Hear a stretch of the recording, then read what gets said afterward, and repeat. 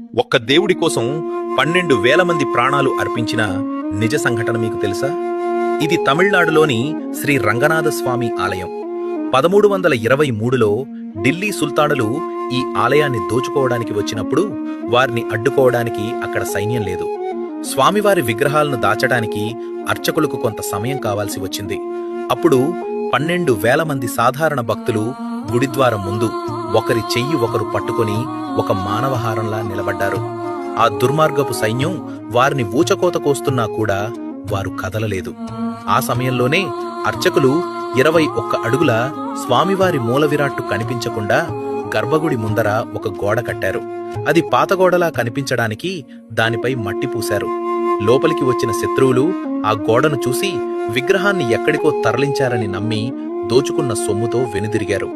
సరిగ్గా 48 ఏళ్ల తర్వాత విజయనగర రాజుల ఆధ్వర్యంలో ఆ గోడను పగలగొట్టి చూస్తే స్వామివారు చెక్కు చెదరకుండా దర్శనమిచ్చారు.